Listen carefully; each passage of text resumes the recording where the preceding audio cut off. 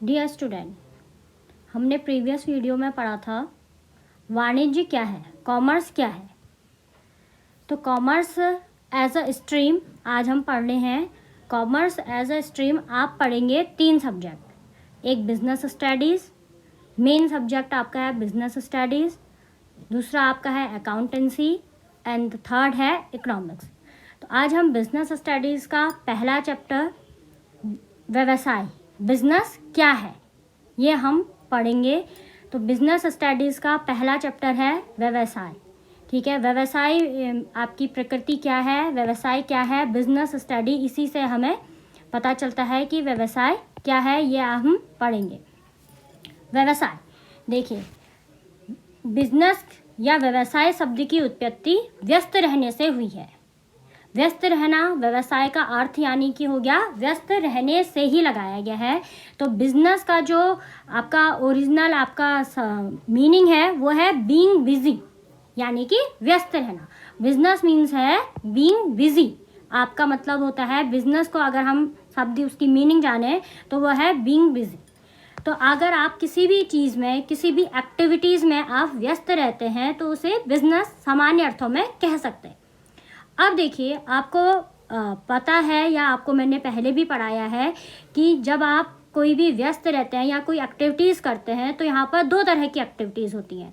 एक आपकी होती है इकोनॉमिक एक्टिविटीज़, आर्थिक एक्टिविटीज़, ठीक है, आर्थिक क्रियाएं, और दूसरी आपकी होती हैं अनइकोनॉमिक एक्टिविटीज़, अनार्थिक क्रियाएं। तो बिजनेस बेसिकली देखिए आपका बिजनेस होगा इकोनॉमिक एक्टिविटीज़ से। तो बिजनेस आपका है, देखो अन्य शब्दों में व्यवसाय का अर्थ ऐसे किसी भी धंधा यानी कि पेशा जिसमें लाभार्जन हेतु व्यक्ति विभिन्न प्रकार की क्रियाओं में नियमित रूप से संलग्न रहते हैं। ये तो आपका बीइंग बिजी वाली जो डेफिनेशन है उसी से आपका लग रहा है कि व्यवसाय का अर्थ ऐसा कोई भी काम है जिसमें आप लाभ प्राप्ति हेतु कोई भी व्यक्ति किसी भी क्रिया में नियमित रूप से यानी कि लगातार उसे करता रहता है, तो इसे हम बिजनेस कहते हैं। अब बिजनेस में देखिए, मैं आपको फिर से ला रही हूँ कि आपकी कौन सी एक्टिविटीज़ आती हैं, इन्वॉल्व होती हैं। तो जो भी मनुष्य है, आप लोग हैं, विभिन्न प्रकार की क्रियाएं करते हैं। इन क्रियाओं को हमने 2 वर्गों में बांटा है। पहला है आपकी आर्थिक क्रियाएं, दूसरा है अनार्थिक क्रियाएं, इकोनॉमिक एक्टिविटीज़ और अनइकोनॉमिक एक्टिविटीज़। तो इकोनॉमिक एक्टिविटीज़ आपकी होती हैं जो भी जीवन यापन करने के लिए की जाने वाली क्रियाएं आपकी इकोनॉमिक एक्टिविटीज़ होती हैं। जैसे कि देखिए, एक श्रमिक द्वारा फैक्ट्री में काम करना। जब एक श्रमिक फैक्ट्री में काम कर रहा है तो ये इसकी इकोनॉमिक एक्टिविटीज़ है, क्योंकि इसको काम के बदले में पैसा मिलेगा। डॉक्टर अपने क्लिनिक में काम करता है तो ये इसको पैसा मिलता है। वकील, ये इनका पेशा, यहाँ पर देखिए ये पेशा में है, ये एम्प्लॉयमेंट में है श्रमिक। ये आगे अभी और पढ़ेंगे इसे हम। तो सिंपली अभी आप ये देखिए कि इकोनॉमिक एक्टिविटीज़ आपकी होती हैं जो भी जीवन यापन के लिए की जाने वाली क्रियाएं होती हैं, वो इकोनॉमिक एक्टिविटीज़ होती हैं। उदाहरण के लिए श्रमिक द्वारा फैक्ट्री में काम करना, डॉक्टर, वकील आदि जो भी काम करते हैं, ये सारी की सारी इकोनॉमिक एक्टिविटीज़ होती हैं। ये अपनी सर्विस देते हैं और इसके बदले इन्हें पैसा मिलता है। अनार्थिक क्रियाएं होती हैं जो प्रेमवश, सहानुभूति के लिए, भावुकतावश या देशभक्ति आदि के लिए की जाती है। जैसे देखिए, एक माता या एक गृहिणी अपने परिवार के लिए भोजन पकाती है तो वो उसका प्रेमवश होता है कि वो खाना बना रही है। अगर वही गृहिणी किसी दूसरे के घर में खाना बनाती है तो वो आर्थिक क्रिया में आ जाएगा, क्योंकि उसे उसके बदले में पैसा मिलेगा। तो ये है, देखिए, कृषक अगर अपने उपभोग के लिए चावल उगाता है तो यह अनार्थिक क्रिया है, क्योंकि उसको उसके बदले कोई पैसा नहीं मिल रहा है। अगर वो बेचने के लिए उगा रहा है तो ये आर्थिक क्रिया में आ जाएगा। तो यहाँ पर जो हमारी मानवीय जो आवश्यकताओं के लिए हम विभिन्न प्रकार की क्रियाओं में संलग्न रहते हैं, उनका विवरण है कि उन्हें 2 भागों में तोड़ा गया है, आर्थिक क्रिया और अनार्थिक क्रिया। आर्थिक क्रियाएं ऐसी क्रियाएं हैं जो हम लाभार्जन हेतु या पैसा कमाने के बदले करते हैं, जबकि अनार्थिक क्रिया हम प्रेमवश, सहानुभूतिवश ये करते हैं। अब नेक्स्ट है, अब हम आर्थिक क्रियाओं को पुनः 3 भागों में बांटा गया है। तो आर्थिक क्रिया में देखो सबसे पहला जो भाग है वो है बिजनेस, जो अभी हम पढ़ेंगे। दूसरा है प्रोफेशन, जैसे डॉक्टर, वकील। और तीसरा है रोजगार, जो कि श्रमिक या हम टीचर करते हैं, कि हम लोग क्या करते हैं, हम एम्प्लॉय होते हैं और फिर हमें पैसा मिलता है। तो ये आपके क्या है, तीन आर्थिक क्रियाओं को तीन भागों में बांटा गया है, व्यवसाय, प्रोफेशन और एम्प्लॉयमेंट।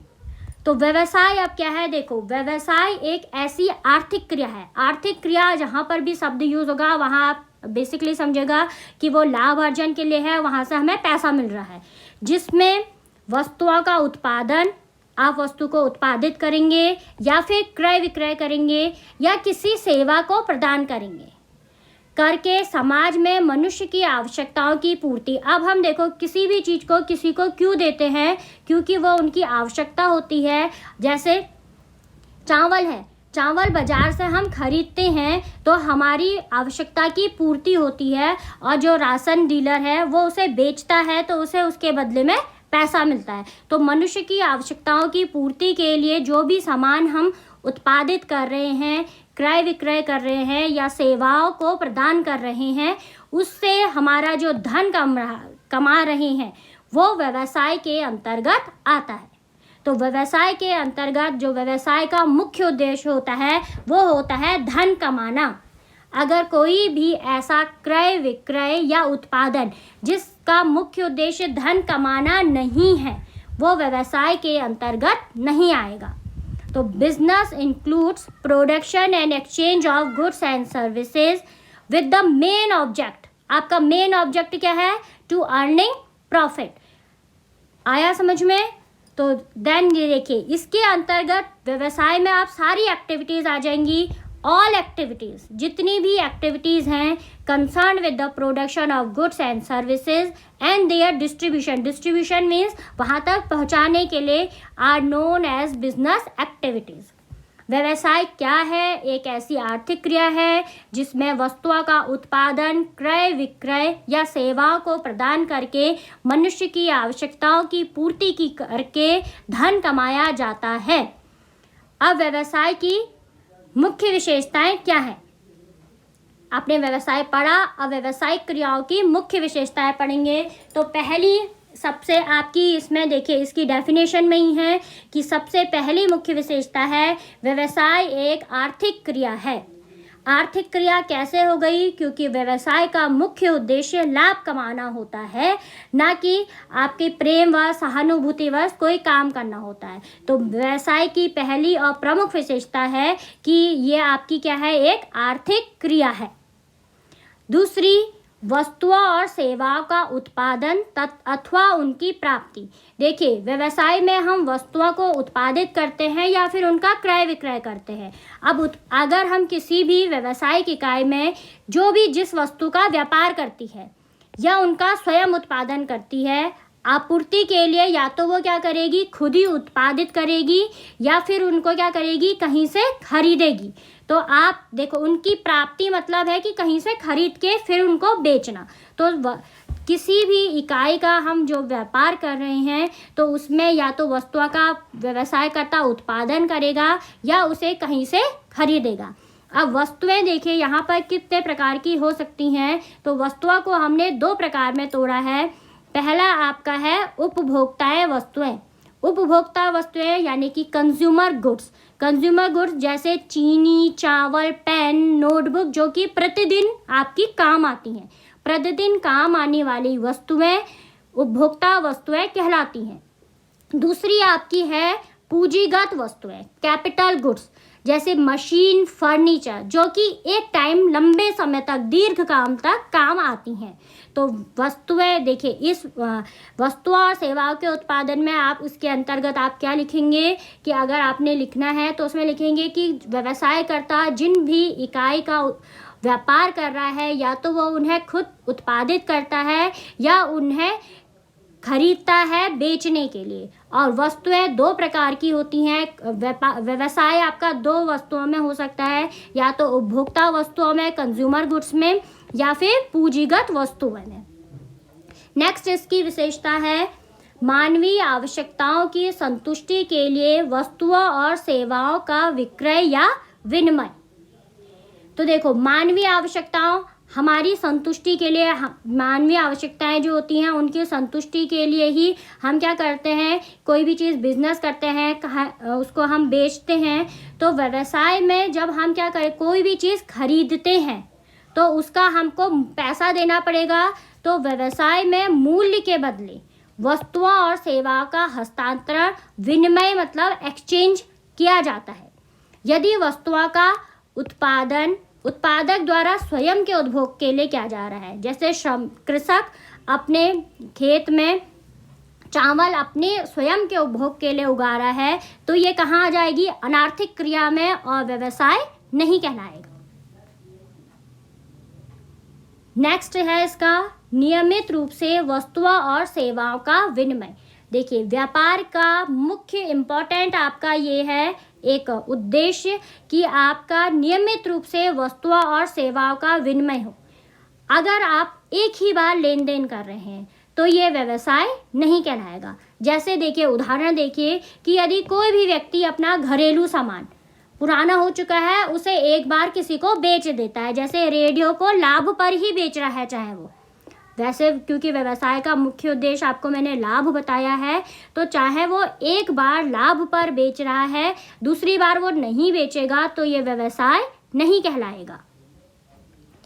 नेक्स्ट आपका इम्पोर्टेंट है व्यवसाय का कि लाभ अर्जन करना।